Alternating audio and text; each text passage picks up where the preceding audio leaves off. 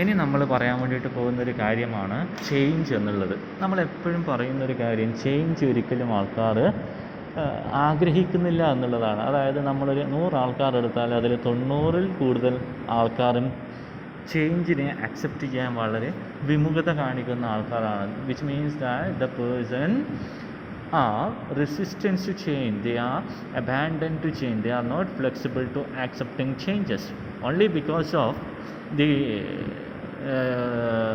think that a change may happen which may adversely, the result of the change may adversely affect that person. അങ്ങനെ ഒരു ചിന്തയുള്ളത് കൊണ്ടാണ് മിക്കവാറും ആൾക്കാർ എന്ത് ചെയ്യുന്നത്, ചേഞ്ചുകൾ ഒരിക്കലും ആക്സെപ്റ്റ് ചെയ്യാത്തത്, അല്ലേ? അപ്പോൾ ചേഞ്ച് എന്ന് പറഞ്ഞാൽ എന്താ? ചേഞ്ച് എന്ന് പറയുന്നത് an alteration in A system, അല്ലേ? ഒരു അൾട്രേഷനാണ്, അല്ലേ? ഒരു മാറ്റം വരുത്താണ്, ഒരു സിസ്റ്റത്തിൽ, ഒരു ഘടനയിൽ മാറ്റം വരുത്തുന്നതിനെയാണ് നമ്മൾ എന്ത് പറയുന്നത്, ചേഞ്ച് എന്ന് പറയുന്നത്. അതെങ്ങനെയുള്ള മാറ്റങ്ങളാവാം? അൾട്രേഷൻസ് ആവാം, അതൊരു ഫിസിക്കൽ ആവാം, ബയോളജിക്കൽ ആവാം, സോഷ്യൽ ആവാം, അല്ലേ? ഈ 3 തരത്തിലുള്ള എന്താവാം അൾട്രേഷൻസ് ഒരു സിസ്റ്റത്തിൽ വരുമ്പോൾ അതിനെ നമ്മൾ ചേഞ്ച് എന്ന് വിളിക്കും. അപ്പോൾ ഓർഗനൈസേഷണൽ ചേഞ്ച് എന്ന് പറയുന്നത് നമ്മുടെ വർക്ക് എൻവിറോൺമെൻറ്റിൽ, ഒരു ഓർഗനൈസേഷനിലെ വർക്ക് എൻവിറോൺമെൻറ്റിൽ ചേഞ്ചസ് വരുത്തുന്നതിനെയാണ് നമ്മൾ എന്ത് പറയുന്നത്, ഓർഗനൈസേഷണൽ ചേഞ്ച് എന്ന് പറയുന്നത്. Alteration of work environment in an organisation is called it as organisational change, അല്ലേ? അപ്പോൾ ഒരു ഓർഗനൈസേഷനകത്ത് ഒരു ചേഞ്ച് വരുന്ന എല്ലാ ഓർഗനൈസേഷനും ഒരു ഇക്വിലിബ്രിയം ഉണ്ട്. ഇക്വിലിബ്രിയം എന്ന് വെച്ചാൽ എന്താണെന്ന് ഞാൻ പറയേണ്ട ആവശ്യമില്ല, നിങ്ങൾക്ക് അറിയാവുന്നതാണ്. അപ്പോൾ എല്ലാ ഓർഗനൈസേഷനകത്തും ഒരു ഇക്വിലിബ്രിയം എക്സിസ്റ്റ് ചെയ്യുന്നുണ്ട്. അപ്പോൾ ഒരു ന്യൂ ഇക്വിലിബ്രിയത്തിൻ്റെ കടന്നു വരവുണ്ട്. എപ്പോഴാണ്? ഓർഗനൈസേഷനകത്ത് ഒരു അൾട്രേഷൻസ് വരുന്ന സമയത്ത്. അപ്പോൾ ഓർഗനൈസേഷനകത്തുള്ള കോമ്പോണൻസിൽ ചേഞ്ചസ് വരുമ്പോൾ അവിടെ അത് ടെക്നോളജിയിലാവാം, സ്ട്രക്ചറിലാവാം, അറേഞ്ച്മെൻറ്റിലാവാം, ജോബ് ഡിസൈനിലാവാം, അല്ലെങ്കിൽ ആൾക്കാരിലാവാം. അങ്ങനെ ഒരു ചേഞ്ചസ് വരുന്ന സമയത്ത് അവിടുത്തെ ഒരു പഴയ ഇക്വിലിബ്രിയത്തിൽ ഒരു ചേഞ്ച് വരും. ഒരു പുതിയ ഇക്വിലിബ്രിയം, ന്യൂ ഇക്വിലിബ്രിയത്തിൻ്റെ കടന്നുകയറ്റം അതിലേക്ക് ഉണ്ടാവും. അതിന് കാരണം എന്ന് പറയുന്നത് എന്താ? ഓർഗനൈസേഷനകത്തുള്ള ഏതെങ്കിലും ഒരു കോമ്പോണൻറ്റിൽ എന്തെങ്കിലും തരത്തിലുള്ള ഒരു മാറ്റം വരുമ്പോഴാണ് ഇങ്ങനെയുള്ള എന്ത് വരുന്നത്, ന്യൂ ഇക്വിലിബ്രിയം വരാനുള്ള സാധ്യത. അതായത് ടെക്നോളജിയിലോ, സ്ട്രക്ചറിലോ, അല്ലെങ്കിൽ അതിൻ്റെ മാനേജ്മെൻറ്റിലോ, സ്ട്രക്ചർ അറേഞ്ച്മെൻറ്റിലോ, ജോബ് ഡിസൈനിലോ, അല്ലെങ്കിൽ അൾട്ടിമേറ്റ്ലി ഓർഗനൈസേഷനിലെ മെമ്പേഴ്സിലോ ചേഞ്ചസ് വരുന്ന സമയത്ത് ഒരു ന്യൂ ഇക്വിലിബ്രിയം വരുന്നു. ഓക്കെ, അങ്ങനെ വരുന്ന സമയത്ത് ഒരു ഓർഗനൈസേഷൻ ചേഞ്ചിൻ്റെ ഫീച്ചേഴ്സ് എന്തൊക്കെയാണെന്ന് നമുക്ക് നോക്കാം, അല്ലേ? അപ്പോൾ ഒരു ചേഞ്ച് വരുന്ന സമയത്ത് ഓർഗനൈസേഷനകത്ത് എവിടെയെങ്കിലും ഏതെങ്കിലും ഭാഗത്ത് ഒരു ചേഞ്ച് വരുന്ന സമയത്ത് പഴയ ഇക്വിലിബ്രിയത്തിനെ അത് ഡിസ്റ്റർബ് ചെയ്യുന്നു, അല്ലെങ്കിൽ അത് ചേഞ്ച് ചെയ്യുന്നു, അല്ലേ? എന്നിട്ട് എന്ത് ചെയ്യുന്നു? ഒരു പുതിയൊരു ഇക്വിലിബ്രിയം ഉണ്ടാക്കിയെടുക്കാൻ അതിനെ പ്രേരിപ്പിക്കുകയാണ് ചെയ്യുന്നത്. അപ്പോൾ പുതിയ ഉണ്ടാകുന്ന ഒരു ഇക്വിലിബ്രിയം എന്ന് പറയുന്നത് എന്തിൻ്റെ അടിസ്ഥാനത്തിലായിരിക്കും? ഏത് തരത്തിലൊരു മാറ്റമാണോ ഓർഗനൈസേഷനകത്തുള്ള കോമ്പോണൻസിൽ വരുന്നത്, അപ്പോൾ അത്തരത്തിലുള്ള മാറ്റങ്ങൾക്ക് അനുസരിച്ചിട്ടായിരിക്കും ആ പുതിയൊരു ഇക്വിലിബ്രിയം ഓർഗനൈസേഷനകത്ത് ഉണ്ടാകുക എന്നാണ് പറയുന്നത്.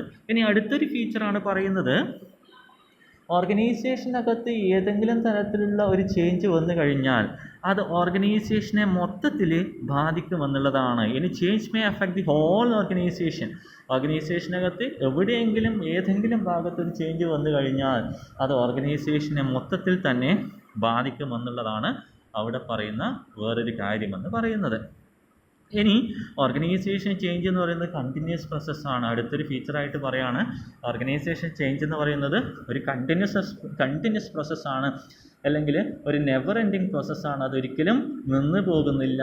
ഏതുവരെ ഓർഗനൈസേഷൻ ഉണ്ടോ അത്രയും കാലത്തോളം ഏതും കൂടി ഉണ്ടാകുമെന്നാണ് പറയുന്നത്, ഓർഗനൈസേഷണൽ ചേഞ്ച് ഉണ്ടാകുമെന്നാണ് പറയുന്നത്. എന്തുകൊണ്ടാണ് ചേഞ്ചസ് ഇത്രയും കാലം ഉണ്ടാകുമെന്ന് പറയാനുള്ള കാരണം ഒന്നേ ഉള്ളൂ, നമ്മുടെ ഓർഗനൈസേഷൻ്റെ തന്ത്രപ്രധാനമായിട്ടുള്ള ലക്ഷ്യം അല്ലെങ്കിൽ മെയിൻ മോട്ടീവ് എന്ന് പറയുന്നത് ഏണിംഗ് മാക്സിമം പ്രോഫിറ്റ് എന്നുള്ളതാണ്.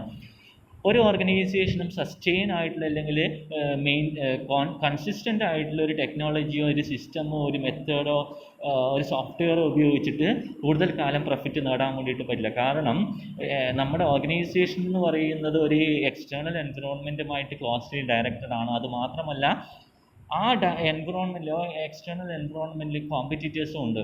കോമ്പറ്റീറ്റേഴ്സ് കൂടുതൽ കാലം കൂടുതലായിട്ടുള്ള ചേഞ്ചസ് അക്സെപ്റ്റ് ചെയ്യുകയും അതുമായിട്ട് കോപ്പി ചെയ്യുകയും ചെയ്യുമ്പോൾ ലെസ് എക്സ്പെൻസീവ് ആയിട്ട്, ലെസ് കോസ്റ്റ്ലി ആയിട്ട്, ലെസ് ടൈം കൺസ്യൂം ചെയ്തിട്ട് അവർ പുതിയ മെത്തേഡ് ഉണ്ടാക്കുകയും ബയേഴ്സ് അതിന് പുറകെ പോവുകയും ചെയ്യുന്നു. അപ്പോൾ അതുകൊണ്ട് തന്നെ എല്ലാ ഓർഗനൈസേഷൻസും ചെയ്യുന്ന ഒരു കാര്യമാണ് എന്ത് ചെയ്യുന്നത്, ചേഞ്ച് കൊണ്ടുവരുന്നത്, ഓർഗനൈസേഷനകത്ത് ചേഞ്ച് കൊണ്ടുവരുന്നത്. അത് ഓർഗനൈസേഷൻ്റെ സ്ട്രക്ചറിലാകാം, ടെക്നോളജിയിലാകാം, ഹ്യൂമൻ റിസോഴ്സസിൻ്റെ കേസിലാകാം, അതിൻ്റെ അതോറിറ്റി പാറ്റേണിലാവാം, റെസ്പോൺസിബിലിറ്റി പാറ്റേണിലാവാം, എന്തിലും ആകാമെന്നാണ് പറയുന്നത്. അപ്പോൾ അത്രയും കാര്യങ്ങളാണ് നമുക്ക് ഫീച്ചേഴ്സായിട്ട് പറയാനുള്ളത്. ഇനി നമ്മൾ ഡിസ്കസ് ചെയ്യാൻ വേണ്ടിയിട്ട് പോകുന്ന കാര്യമാണ് ഫാക്ടേഴ്സ് ഇൻ ഓർഗനൈസേഷണൽ ചേഞ്ച് എന്നുള്ളൊരു content. Factors in organisational change എന്നുള്ള ഒരു കണ്ടൻറ്റാണ് നമ്മൾ ഇനി നോക്കാൻ വേണ്ടിയിട്ട് പോകുന്നത്. അപ്പോൾ ഓർഗനൈസേഷണൽ ചേഞ്ചസ് അത്യാവശ്യമാണ്. എന്തിനു വേണ്ടിയിട്ട്? നമ്മുടെ ഓർഗനൈസേഷൻ്റെ സക്സസ്സിനെ അഫക്റ്റ് ചെയ്യുന്ന 2 ഫാക്ടേഴ്സ് ഉണ്ട്. ഒരു എക്സ്റ്റേണലും ഇൻറ്റേർണൽ ഫോഴ്സസ് ഒക്കെ ഉണ്ട്. അപ്പോൾ ഓർഗനൈസേഷൻ്റെ ഗോൾസ് അച്ചീവ് ചെയ്യാൻ ഈ ഇൻറ്റേർണലും എക്സ്റ്റേണലും ആയിട്ടുള്ള ഫാക്ടേഴ്സ് ഇമ്പോർട്ടൻ്റ് ആയിട്ടുള്ള കാര്യമാണ്. അപ്പോൾ നമ്മൾ ഓർഗനൈസേഷൻ എന്ത് ചെയ്യണം? ഈ ഫാക്ടേഴ്സ്, ഇൻറ്റേർണലായിട്ടും എക്സ്റ്റേണൽ ആയിട്ടുള്ള ഫാക്ടേഴ്സിൻ്റെ ഇടയിൽ ഒരു ഇക്വിലിബ്രിയം നമ്മൾ മെയിൻറ്റെയിൻ ചെയ്യേണ്ടതായിട്ടുണ്ട്. അപ്പോൾ ആ ഇക്വിലിബ്രിയം മെയിൻറ്റെയിൻ ചെയ്യാനായിട്ട് നമ്മളെ സഹായിക്കുന്ന ഒരു ഘടകമാണ് ഓർഗനൈസേഷണൽ ചേഞ്ചസ് എന്ന് പറയുന്നത്. അപ്പോൾ അത് പറയുമ്പോൾ നമ്മൾ പറയാനുള്ള ഒരു കാര്യമാണ് ഫാക്ടേഴ്സ് ഇൻ ഓർഗനൈസേഷണൽ ചേഞ്ച്. പ്രധാനമായിട്ടും നമുക്കറിയാം 2 തരത്തിലുള്ള ഫാക്ടേഴ്സാണ് ഓർഗനൈസേഷൻ ചേഞ്ചസിന് ഉണ്ടാകുക. ഒന്ന് എക്സ്റ്റേണൽ ഫാക്ടേഴ്സും ഒന്ന് ഇൻറ്റേർണൽ ഫാക്ടേഴ്സും എന്നുള്ള 2 ഘടകമാണ് പ്രധാനമായിട്ടും ഉണ്ടാകുക. അപ്പോൾ ആദ്യം നമുക്ക് നോക്കാം എന്താണ് എക്സ്റ്റേണൽ ഫാക്ടേഴ്സ് എന്നുള്ളത്, അല്ലേ? അപ്പോൾ നമുക്കറിയാവുന്ന കാര്യമാണ് എല്ലാ ഓർഗനൈസേഷനും എക്സിസ്റ്റ് ചെയ്യുന്നത് ഒരു എക്സ്റ്റേണൽ എൻവിറോൺമെൻറ്റ് അല്ലെങ്കിൽ ഒരു എക്സ്റ്റേണൽ എൻവിറോൺമെൻറ്റിൻ്റെ സപ്പോർട്ടോട് കൂടിയിട്ടാണ് എല്ലാ ഓർഗനൈസേഷൻസും നമ്മുടെ ബിസിനസ് വേൾഡ് എക്സിസ്റ്റ് ചെയ്യുന്നത്, അല്ലേ? ഒരു ഓർഗനൈസേഷനും ഒരു ഐസൊലേറ്റഡ് ആയിട്ടുള്ള ഒരു എക്സിസ്റ്റൻസ് നമുക്ക് പറയാൻ വേണ്ടിയിട്ട് പറ്റില്ല. അതൊക്കെ ഒരു ബ്ലണ്ടർ ആയിട്ടുള്ള കാര്യമാണെന്ന് നിങ്ങൾക്ക് എല്ലാവർക്കും അറിയാം, അല്ലേ? അപ്പോൾ ഏതൊരു ഓർഗനൈസേഷനും നമ്മുടെ മാർക്കറ്റിലുണ്ടെങ്കിൽ അവരെന്ത് ചെയ്യുന്നുണ്ട്? അവർ കണ്ടിന്യൂസ്ലി നമ്മുടെ ഓർഗനൈസേഷൻസ് മറ്റുള്ളവരുമായിട്ട് ഇൻറ്ററാക്ട് ചെയ്യുന്നുണ്ട്. അത് പറയുന്നത് ഇത്രയേ ഉള്ളൂ. Each must continuously interact with other organisations and individuals, the consumer, supplies, unions, share holders, government and many more, അല്ലേ?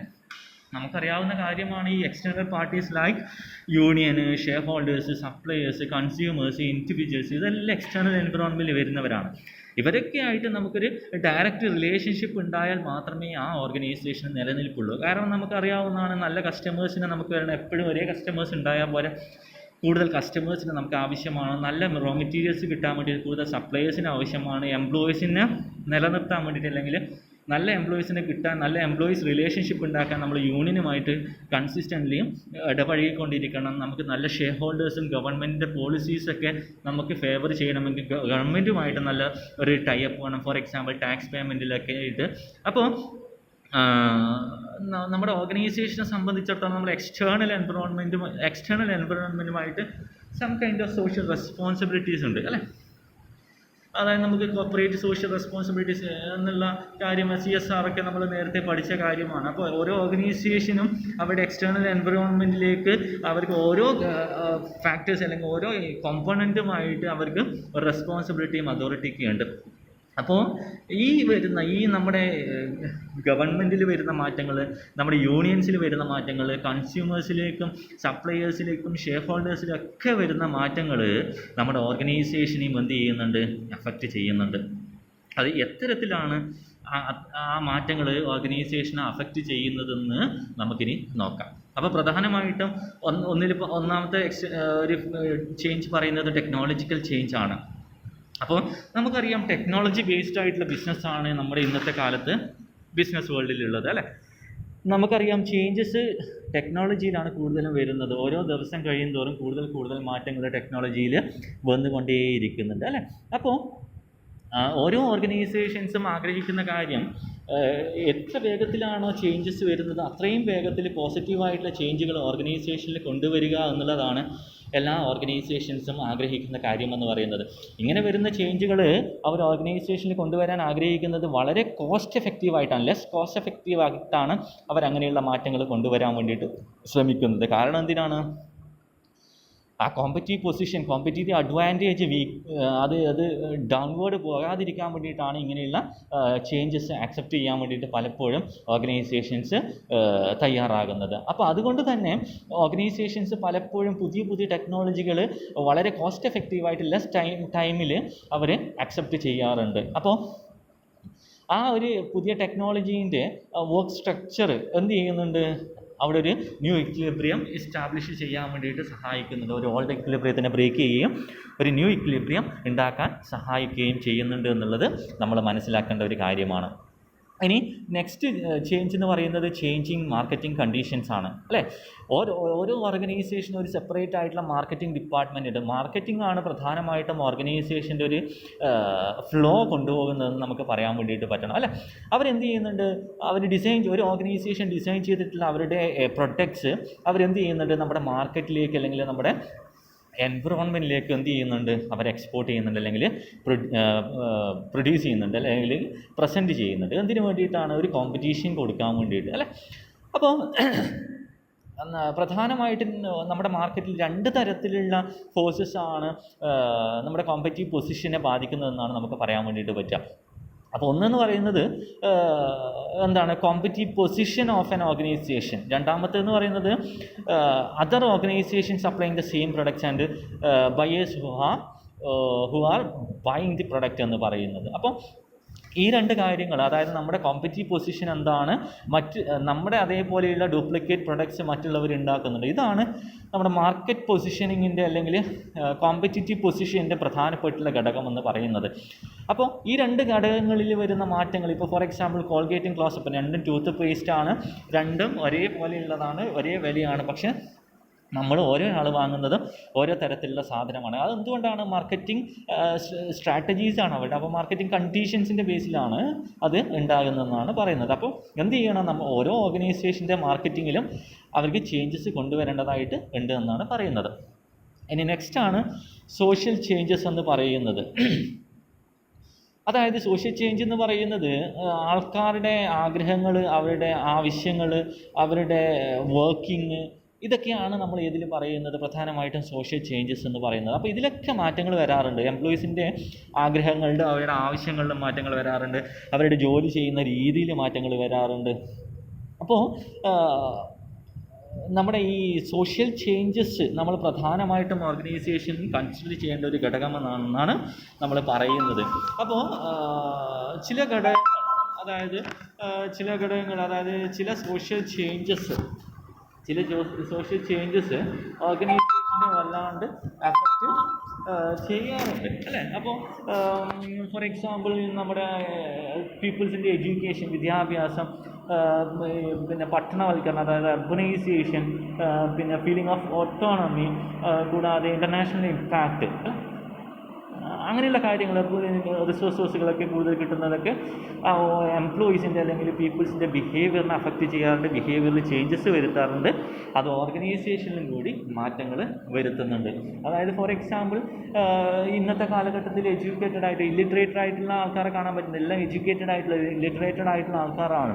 അപ്പോൾ അങ്ങനെയുള്ള ആൾക്കാർ വരുന്ന സമയത്ത് നമ്മുടെ ഓർഗനൈസേഷനകത്ത് ജോലി ചെയ്യുന്നത് കുറച്ചും കൂടി ഈസിയാണ്. സെൽഫ് സൂപ്പർവിഷനും സെൽഫ് ഡയറക്ഷനും സെൽഫ് കൺട്രോളൊക്കെ കൂടുതലായിട്ട് വരികയും നമുക്ക് സൂപ്പർവിഷനും ഡയറക്ഷനും കൺട്രോളൊക്കെ കൂടുതലായിട്ട് അവോയ്ഡ് ചെയ്യാനും ഹയർ ലെവൽ അതോറിറ്റിക്ക് അവർക്ക് കോറായിട്ടുള്ള ആക്ടിവിറ്റീസിൽ അവരുടെ കോൺസെൻട്രേഷൻ കൊടുക്കാനും വേണ്ടിയിട്ട് സാധിക്കുമെന്നുള്ളതൊക്കെയാണ് ഇവിടെ പറയുന്ന കാര്യങ്ങൾ. ഓക്കെ, അപ്പോൾ ഇനി അടുത്തത് പറയുന്നത് പൊളിറ്റിക്കൽ ആൻഡ് ലീഗൽ ചേഞ്ചസ് എന്നുള്ളതാണ്. അതായത് നമുക്കറിയാം ഓരോ രാജ്യത്തെ സംബന്ധിച്ചിടത്തോളം അവർക്ക് അവിടെ നിയമപരമായിട്ടും രാഷ്ട്രീയപരമായിട്ടും മാറ്റങ്ങൾ വരുന്നുണ്ട്. നമുക്കറിയാം നമ്മുടെ രാജ്യത്ത് 4 വർഷം കൂടുമ്പോൾ അല്ലെങ്കിൽ ഒരു നിശ്ചിത ഇടവേളകളിൽ രാഷ്ട്രീയത്തിൽ മാറ്റങ്ങൾ അല്ലെങ്കിൽ ഭരണത്തിൽ മാറ്റങ്ങൾ വരുന്നുണ്ട് അറിയാം. ഓരോ രാഷ്ട്രീയ പാർട്ടികൾ ഭരിക്കുന്ന സമയത്തും ഓരോ തരത്തിലുള്ള നിയമവ്യവസ്ഥയിൽ മാറ്റങ്ങൾ വരുന്നുണ്ട് എന്നുള്ളത് നമുക്കറിയാം. അപ്പോൾ നമുക്കറിയാവുന്ന കാര്യമാണ്, ചില രാഷ്ട്രീയ പാർട്ടികൾ കോർപ്പറേറ്റുകളെ സഹായിക്കുന്നു, ചില രാഷ്ട്രീയ പാർട്ടികൾ സാധാരണക്കാരെ സഹായിക്കുന്നു. ചില ഭരണങ്ങൾ നല്ല ഭരണമായിരിക്കും, ചില ഭരണങ്ങൾ മോശം ഭരണങ്ങളായിരിക്കാം. അതൊക്കെ നമുക്കറിയാവുന്ന കാര്യമാണ്. അപ്പോൾ ഇങ്ങനെയുള്ള ഒരു രാജ്യത്തിൻ്റെ പൊളിറ്റിക്സും അവിടുത്തെ ലീഗലായിട്ടുള്ള ചേഞ്ചസും അല്ലെങ്കിൽ പൊളിറ്റിക്കൽ ചേഞ്ചസും ലീഗൽ ചേഞ്ചസും ഓർഗനൈസേഷൻ ഡെഫിനറ്റ്ലി അഫക്റ്റ് ചെയ്യുന്നുണ്ട് എന്നുള്ളത് നമ്മൾ മനസ്സിലാക്കി വെക്കേണ്ട ഒരു കാര്യമാണ്. അതായത്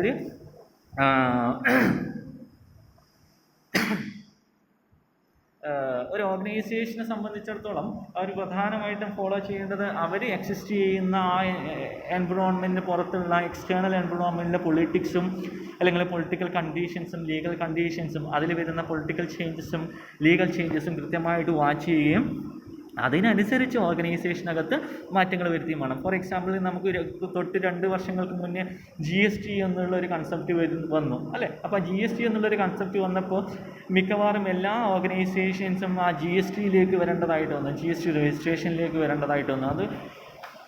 അതിലൂടെ കുറേ തരത്തിലുള്ള മാറ്റങ്ങൾ കൊണ്ടുവരാൻ വേണ്ടിയിട്ട് പറ്റിയിട്ടുണ്ട് അല്ലേ. പിന്നെ അപ്പോൾ ഇത്രയൊക്കെ എക്സ്റ്റേണൽ പോയിൻറ്റ്സ്, നമ്മൾ എക്സ്റ്റേണൽ ഫാക്ടേഴ്സ് പറഞ്ഞാൽ ഇനി നമ്മൾ ഡിസ്കസ് ചെയ്യേണ്ടത് ഇൻറ്റേർണൽ ഫാക്ടേഴ്സാണ്. അത് നമുക്കറിയാം, എക്സ്റ്റേണൽ ഫാക്ടേഴ്സ് മാത്രമല്ല ഒരു ഓർഗനൈസേഷനെ സംബന്ധിച്ചിടത്തോളം ഇമ്പോർട്ടൻ്റ് ആയിട്ടുള്ള ഫാക്ടേഴ്സ് എന്ന് പറയുന്നത്. ഇൻറ്റേർണൽ ഫാക്ടേഴ്സും എക്സ്റ്റേണൽ ഫാക്ടേഴ്സിനെ പോലെ തന്നെ ഇമ്പോർട്ടൻ്റ് ആയിട്ടുള്ള ഒരു ഫാക്ടറാണെന്ന് നമ്മൾ മനസ്സിലാക്കേണ്ടതായിട്ടുണ്ട് അല്ലേ. അപ്പോൾ എക്സ്റ്റേണൽ ഫാക്ടേഴ്സിൽ വരുന്ന ചേഞ്ചസ് പോലെ തന്നെ ഇൻറ്റേർണൽ ഫാക്ടേഴ്സിലും ചേഞ്ചസ് വരണം, എന്നാൽ മാത്രമേ ഓർഗനൈസേഷന് എക്സിസ്റ്റൻസ് ഉണ്ടാവുകയുള്ളൂ. അതിൻ്റെ കാരണമാണ്, പ്രധാനപ്പെട്ട 2 കാരണമാണ് പറയുന്നത്. Change in managerial personal and deficiency in existing organisation practices അല്ലേ. അപ്പോൾ ഓർഗനൈസേഷനകത്ത് എന്തുകൊണ്ട് ചേഞ്ചസ് വരണം എന്നുള്ളതിന് പ്രധാന കാരണം എന്ന് പറഞ്ഞാൽ ഓർഗനൈസേഷനകത്തെ മാനേജീരിയൽ പേഴ്സൺസിൽ മാറ്റങ്ങൾ വരണം.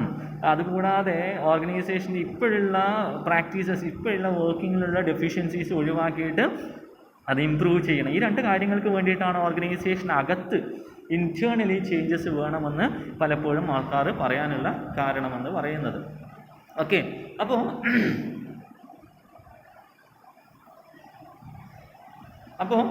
ഇവിടെ നെക്സ്റ്റ് പറയുന്ന കാര്യം എന്തൊക്കെയാണ് ആ ഇൻറ്റേർണൽ ഫാക്ടേഴ്സ് എന്നുള്ളതാണ് പറയുന്നത്. അപ്പോൾ ഒന്നാമത്തത് ചേഞ്ച് ഇൻ മാനേജീരിയൽ ഫോഴ്സ് എന്ന് തന്നെയാണ് പറയുന്നത്, ചേഞ്ച് ഇൻ മാനേജീരിയൽ പേഴ്സൺ എന്ന് പറയുന്നത്.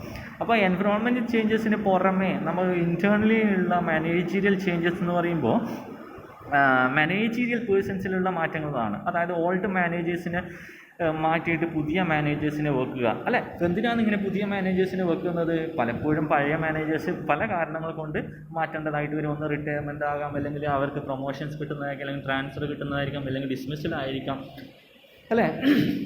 അപ്പോൾ വേറൊരു റീസെൻ്റ് ആയിട്ടുള്ള കാരണം എന്ന് പറയുന്നത് ഓൾഡ് മാനേജേഴ്സിനേക്കാൾ ന്യൂ ആയിട്ടുള്ള ഫ്രഷ് ബ്ലഡ് എന്ന് പറയുന്നത് കൂടുതൽ ഇന്നോവേറ്റീവ് ആയിട്ടുള്ള ആൾക്കാരായിരിക്കാം എന്നൊക്കെ നമുക്കറിയാം. അപ്പോൾ അതുകൊണ്ട് തന്നെ ഓർഗനൈസേഷനകത്ത് ഇൻറ്റേർണൽ ഫാക്ടേഴ്സ് ചേഞ്ചുകൾ വരുന്നു. ആ ചേഞ്ചിനനുസരിച്ചിട്ട് ഓർഗനൈസേഷനകത്തും മാറ്റങ്ങൾ വരണം എന്നുള്ളതാണ് പറയുന്നത്. പ്രധാനപ്പെട്ട രണ്ടാമത്തെ ഫാക്ടേഴ്സിൽ രണ്ടാമത്തെ തരത്തിലുള്ള ചേഞ്ച് എന്ന് പറയുന്നത് ഡെഫിഷ്യൻസി ഇൻ എക്സിസ്റ്റിംഗ് ഓർഗനൈസേഷൻ അല്ലേ. അപ്പോൾ ചില സമയത്ത് ഓർഗനൈസേഷനകത്ത് മാറ്റങ്ങൾ അനിവാര്യമാണ്, അല്ലെങ്കിൽ ഒഴിവാക്കാൻ പറ്റാത്തതായിരിക്കും. കാരണം എന്ന് പറയുന്നത് നമ്മുടെ പ്രസൻറ്റ് ഓർഗനൈസേഷൻ കണ്ടീഷൻ എന്ന് പറയുന്നത് വളരെ വേസ്റ്റ് ആയിട്ടുള്ളൊരു കണ്ടീഷൻസിലായിരിക്കും ഉണ്ടാവുക. അതായത് ഈ തരത്തിൽ ഓർഗനൈസേഷൻ മുന്നോട്ട് പോവുകയാണെങ്കിൽ അത് ഓർഗനൈസേഷൻ്റെ സക്സസ്സിനെ തന്നെ, അല്ലെങ്കിൽ അത് ഒരു നോൺ പ്രോഫിറ്റിലേക്ക് ഓർഗനൈസേഷനെ നയിക്കുമെന്നുള്ളൊരു ഘട്ടം എത്തിയിട്ടാകുമ്പോൾ അവിടെ ഇൻറ്റേർണലി ഓർഗനൈസേഷനകത്ത് ചേഞ്ച് വേണമെന്ന് ആൾക്കാർ പറയും അല്ലേ. അപ്പോൾ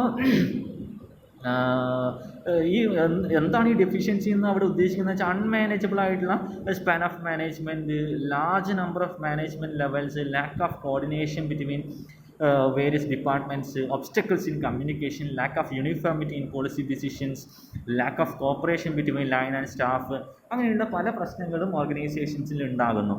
അങ്ങനെയുള്ള പ്രശ്നങ്ങൾ ഉണ്ടാകുന്ന സമയത്താണ് ഓർഗനൈസേഷനകത്ത് എന്ത് അനിവാര്യമാണെന്ന് പറയുന്നത്, ചേഞ്ച് അനിവാര്യമാണെന്ന് പറയുന്നത്. ഇപ്പോൾ ഫോർ എക്സാമ്പിൾ ഓർഗനൈസേഷനകത്ത് കമ്മ്യൂണിക്കേഷൻ എന്ന് പറയുന്നത് വളരെ ഡിഫക്റ്റീവായിട്ടാണ് ഉള്ളത്.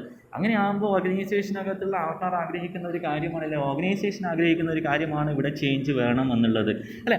പോളിസി എടുക്കുന്നതിലൊരു യൂണിഫോമിറ്റി ഇല്ല, ഏകതയില്ല, ഐക്യമില്ല എങ്കിൽ, അല്ലെങ്കിൽ കോപ്പറേഷൻ ആൾക്കാർ നമ്മൾ ലൈൻ ആൻഡ് സ്റ്റാഫ് മെമ്പേഴ്സ് തമ്മിലൊരു കോപ്പറേഷൻ ഇല്ല എന്ന് മനസ്സിലാക്കി കഴിഞ്ഞാൽ ഓർഗനൈസേഷനകത്ത് ചേഞ്ച് വേണമെന്ന് എല്ലാ ആൾക്കാരും ആഗ്രഹിച്ചു പോകും. അപ്പോൾ ഇതാണ് ഇൻറ്റേർണൽ ഫാക്ടേഴ്സ് എന്ന് പറയുന്നത്. ഇനി നമ്മൾ നോക്കാൻ വേണ്ടിയിട്ട് പോകുന്നത് പ്രധാനപ്പെട്ടുള്ള ഓർഗനൈസേഷൻ ചേഞ്ചസ് ഏതൊക്കെയാണെന്നുള്ളതാണ്. അതായത് പ്രധാനമായിട്ടും 2 തരത്തിലുള്ള ചേഞ്ചസാണ് ഓർഗനൈസേഷനകത്തുള്ളത്. ഒന്ന് റിയാക്റ്റീവ് ചേഞ്ച് എന്നുള്ളതും ഒന്ന് പ്രൊയാക്റ്റീവ് ചേഞ്ച് എന്നുള്ളതും. അപ്പോൾ നമുക്ക് ആദ്യം നോക്കാം എന്താണ് റിയാക്റ്റീവ് ചേഞ്ച്, അതിനുശേഷം നോക്കാം എന്താണ് പ്രൊയാക്റ്റീവ് ചേഞ്ച് എന്നുള്ളത്. അപ്പോൾ ഒന്നാമത്തിലേക്ക് നമ്മൾ കടക്കുന്നു. ആദ്യത്തേതാണ് റിയാക്റ്റീവ് ചേഞ്ച്, റിയാക്റ്റ് ചെയ്യുക. അപ്പോൾ റിയാക്റ്റ് എന്ന് വെച്ചാൽ ഒരു ആക്ഷൻ ഉണ്ടാകുമ്പോൾ അതിനെതിരെ ആക്ട് ചെയ്യുന്നതിനെയാണ് നമ്മൾ റിയാക്റ്റ് എന്ന് പറയുന്നത്. അപ്പോൾ എന്തായാലും ഒന്ന് വന്നു കഴിഞ്ഞാൽ എന്ത് വരികയുള്ളൂ, റിയാക്റ്റീവ് ചേഞ്ച് വരികയുള്ളൂ. അപ്പോൾ ആ പേരിൽ തന്നെയുണ്ട്, reactive change is undertaken when it is pressed by some factors either external or internal to the organisation അല്ലേ. പിന്നെയോ most of the organisation which believe in traditional pattern of working often go for reactive change. അതായത് ഒരു പ്രശ്നം വന്നു കഴിഞ്ഞാൽ നമ്മൾ അതിന് ഇപ്പോൾ ഒരു പ്രശ്നം വന്നു കഴിഞ്ഞാൽ നമ്മുടെ ഗവൺമെൻറ് അല്ലെങ്കിൽ പൊളിറ്റിക്കൽ ചേഞ്ച് വന്നു, അതിൻ്റെ ഭാഗമായിട്ട് ലീഗൽ ചേഞ്ച് വന്നു, നിയമവ്യവസ്ഥിതിയിൽ മാറ്റങ്ങളുണ്ടായി. ഫോർ എക്സാമ്പിൾ, എല്ലാ ഓർഗനൈസേഷൻസും എന്ത് ചെയ്യണം, ഒരു നിശ്ചിത സമയത്ത് അവരുടെ ടാക്സ് പേയ്മെൻറ്റ് കൃത്യമായിട്ട് നടത്തണമെന്നുള്ള ഒരു നിയമം വന്നു കഴിഞ്ഞു. അപ്പോൾ എന്ത് ചെയ്യുന്നു, ആ നിയമം എല്ലാ ആൾക്കാർ ആക്സെപ്റ്റ് ചെയ്യുന്നു, എല്ലാ ഓർഗനൈസേഷൻ ആക്സെപ്റ്റ് ചെയ്യുന്നു. അവരെന്ത് ചെയ്യുന്നു, അതിന് വേണ്ടിയിട്ട് ഒരു സെപ്പറേറ്റ് സെക്ഷൻ ഉണ്ടാക്കുന്നു, അതിന് വേണ്ടിയിട്ട് എംപ്ലോയീസിനെ അപ്പോയിൻറ്റ് ചെയ്യുന്നു, അവർ കൃത്യമായിട്ട് ആ സമയത്ത് അത് ചെയ്യുന്നു. അപ്പോൾ അതൊരു റിയാക്റ്റീവ് ചേഞ്ചാണ്, ഒരു റിയാക്റ്റീവ് ചേഞ്ച്. വേറൊരു എക്സാമ്പിൾ പറയുകയാണെങ്കിൽ, പഴയത് മാൻമെയ്ഡ് ആയിട്ടാണ് കാര്യങ്ങൾ ചെയ്തത്. പെട്ടെന്നാണ് കമ്പ്യൂട്ടറിൻ്റെ ഉദയം വന്നത്, അല്ലേ? കമ്പ്യൂട്ടറിൻ്റെ ഡെവലപ്മെൻറ്റ് അല്ലെങ്കിൽ കമ്പ്യൂട്ടർ കണ്ടുപിടിച്ചത് പെട്ടെന്ന്, അല്ലെങ്കിൽ അതിൻ്റെ യൂസേജ് വന്നത് പെട്ടെന്നായിരുന്നു. അപ്പോൾ എന്ത് ചെയ്യുന്നു, മാനുവലായിട്ട് അക്കൗണ്ടിങ് ചെയ്ത ആൾക്കാരൊക്കെ കമ്പ്യൂട്ടറൈസ്ഡ് ആയിട്ട് അക്കൗണ്ടിങ് ചെയ്യാൻ ശ്രമിച്ചു. അവർ ഓർഗനൈസേഷനകത്ത് കൂടുതൽ കമ്പ്യൂട്ടറുകൾ ഇൻസ്റ്റാൾ ചെയ്തു, കമ്പ്യൂട്ടർ നോളജിലുള്ള ആൾക്കാർ അപ്പോയിൻറ്റ് ചെയ്തു, അതിന് വേണ്ടിയിട്ട് പ്രത്യേകിച്ച് സെല്ലുണ്ടാക്കി. അപ്പോൾ അത് ഒരു റിയാക്റ്റീവ് ചേഞ്ച് ഒന്നും നമുക്ക് പറയാൻ വേണ്ടിയിട്ട് പറ്റണം. ഇനി നെക്സ്റ്റാണ് പ്രൊയാക്റ്റീവ് ചേഞ്ച് എന്ന് പറയുന്നത്. അപ്പോൾ പ്രൊയാക്റ്റീവ് എന്ന് വെച്ചാൽ പ്രോ ആക്റ്റീവ്, നമ്മൾ പ്രീ എന്നൊക്കെ പറയുന്ന പോലെ, അല്ലെങ്കിൽ പ്രീ വെഡ്ഡിങ് എന്നൊക്കെ പറയുന്ന പോലെ, പ്രീ ഇമ്പാക്റ്റ് എന്നൊക്കെ പറയുന്ന പോലെ, മുന്നേ ഉള്ളത്, ഒന്ന് വരുന്നതിന് മുന്നേ നമ്മൾ കാര്യങ്ങൾ കൃത്യമായിട്ട് ചെയ്യുന്നു എന്നുള്ളതാണ് ഏത് പറയുന്നത്, നമ്മുടെ പ്രൊയാക്റ്റീവ് ചേഞ്ച് എന്ന് പറയുന്നത്. അപ്പോൾ പ്രൊയാക്റ്റീവ് ചേഞ്ച് എന്ന് പറയുന്നത് ആൻറ്റിസിപ്പേഷനാണ്. വരും എന്നുള്ള ഒരു ആൻറ്റിസിപ്പേഷൻ്റെ ബേസിലാണ് ഏത് ചെയ്യുന്നത്, പ്രൊയാക്റ്റീവ് ചേഞ്ചസ് ഓർഗനൈസേഷൻസിൽ കൊണ്ടുവരുന്നത്. അത് anticipation of the likely behaviour of the forces having impact on the organisation. അതായത് ഭാവിയിൽ ഇങ്ങനൊരു മാറ്റം അല്ലെങ്കിൽ ഭാവിയിൽ ഇങ്ങനൊരു മാറ്റം വന്നേക്കാം, അതുകൊണ്ട് ഞാൻ ചെയ്യുന്നു. ഫോർ എക്സാമ്പിൾ, നമ്മൾ നേരത്തെ പറഞ്ഞ എക്സാമ്പിൾ തന്നെ 2025 ആകുമ്പോൾ എല്ലാ ഓർഗനൈസേഷൻസും മാർച്ച് 1 തന്നെ അവരുടെ റിട്ടേൺസ് അല്ലെങ്കിൽ അവർ GST റിട്ടേൺസ് സബ്മിറ്റ് ചെയ്യണമെന്നൊരു നിയമം വരും എന്ന് കരുതി 2021 മുതൽ തന്നെ അവരെല്ലാ വർഷവും മാർച്ച് 1 അല്ലെങ്കിൽ ഞാൻ നേരത്തെ പറഞ്ഞ അതേ ഡേറ്റിൽ ചെയ്യാൻ വേണ്ടി തുടങ്ങണം. അല്ലെങ്കിൽ 2025 ആകുന്നതോട് കൂടിയിട്ട് ഓർഗനൈസേഷനകത്തുള്ള എല്ലാ കാര്യങ്ങളും ടെക്നോളജി ബേസ്ഡ് ആകണമെന്ന് കണ്ട് ഇപ്പം തന്നെ അതിലേക്ക് മാറാൻ വേണ്ടി ശ്രമിക്കുന്നു, അല്ലെങ്കിൽ മാറുന്നതിനെയാണ് നമ്മൾ പ്രൊയാക്റ്റീവ് ചേഞ്ചസ് എന്ന് വിളിക്കുന്നത്. അപ്പോൾ അങ്ങനെയുള്ള ഓർഗനൈസേഷൻസ് എന്ന് പറയുന്നത് സ്പെക്ടേറ്റേഴ്സാണ്, അല്ലേ? സ്പെക്ടേറ്റേഴ്സ് എന്ന് വെച്ചാൽ അവരിങ്ങനെ ഊഹാപോഹം അല്ലെങ്കിൽ വീക്ഷണം നടത്തുന്ന ആൾക്കാരാണ് അങ്ങനെയുള്ള ഓർഗനൈസേഷൻ എന്ന് പറയുന്നത്. അവരെന്ത് ചെയ്യുന്നുണ്ട്, which consistently interact with their environment, അല്ലേ? ഇങ്ങനെ അവർക്കത് മനസ്സിലാവാൻ കാരണം എന്താ, അവർക്കത് ആൻറ്റിസിപ്പേറ്റ് ചെയ്യാനുള്ള കാരണം എന്താ, അവർ കൺസിസ്റ്റൻ്റ്ലി ആയിട്ട് അല്ലെങ്കിൽ റെഗുലറായിട്ട് നമ്മുടെ ഇൻറ്റേർണലായിട്ടും എക്സ്റ്റേണലുമായിട്ടുള്ള എൻവറോൺമെൻറ്റുമായിട്ട് ഇൻറ്ററാക്റ്റ് ചെയ്യുന്നുണ്ട്.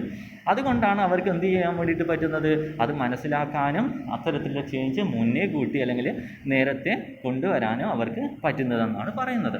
ഇനി നെക്സ്റ്റാണ് പ്ലാൻഡ് ചേഞ്ചസ് എന്ന് പറയുന്നത്. പ്ലാൻഡ് ചേഞ്ച് എന്ന് പറയുന്നത് planned change is the deliberate design and implementation of a structural innovation, a new policy or goal, or a change in operating philosophy, eliminate or style എന്നാണ് പറയുന്നത്. അതായത് വേണമെന്ന് കരുതി ഡെലിബറേറ്റ്ലി, അല്ലേ, എന്ത് ചെയ്യുന്ന ഒരു പ്ലാൻഡ് ആയിട്ടുള്ള ചേഞ്ച് ഓർഗനൈസേഷനിൽ ഉണ്ടാക്കുകയും അത് ഇംപ്ലിമെൻറ്റ് ചെയ്യുന്നതിനുമാണ് നമ്മൾ എന്ത് പറയുന്നത്, പ്ലാൻഡ് ചേഞ്ച് എന്നത്. പർപ്പസ്ഫുള്ളി വേണമെന്ന് കരുതി തന്നെ ഓർഗനൈസേഷനകത്ത് മാറ്റങ്ങൾ വരുത്തുന്നതിനെയാണ് നമ്മളെന്ത് പറയുന്നത്, പ്ലാൻഡ് ചേഞ്ചസ് എന്ന് പറയുന്നത്. അപ്പോൾ ഈ പ്ലാൻഡ് ചേഞ്ചസിൻ്റെ ഫാക്ടേഴ്സാണ് ഇവിടെ സ്ട്രക്ചറിൽ കൊടുത്തിട്ടുള്ളത്. ഒന്ന് സ്ട്രക്ചർ, ഒന്ന് ടാസ്ക്, ഒന്ന് പീപ്പിൾ, ഒന്ന് ടെക്നോളജി എന്ന് പറയുന്നത്. അപ്പോൾ ഈ 4 ഘടകങ്ങളാണ് പ്രധാനപ്പെട്ടുള്ള പ്ലാൻഡ് ചേഞ്ചിൻ്റെ ഫാക്ടേഴ്സ് എന്ന് പറയുന്നത്. അപ്പോൾ ഈ 4 ഫാക്ടേഴ്സും പരസ്പരം ബന്ധപ്പെട്ട് കിടക്കുന്നതാണ്. ഒന്ന് മറ്റൊന്നുമായിട്ട് ബന്ധപ്പെട്ട് ഈ സ്ട്രക്ചർ ടാസ്കുമായിട്ടും സ്ട്രക്ചർ ടെക്നോളജിയുമായിട്ടും സ്ട്രക്ചർ പീപ്പിളുമായിട്ടും അങ്ങോട്ടും ഇങ്ങോട്ടും ബന്ധപ്പെട്ട് കിടക്കുന്ന ഒന്ന് തന്നെയാണെന്ന് നമ്മൾ മനസ്സിലാക്കേണ്ടതായിട്ട് ഉണ്ട്. ഓക്കെ.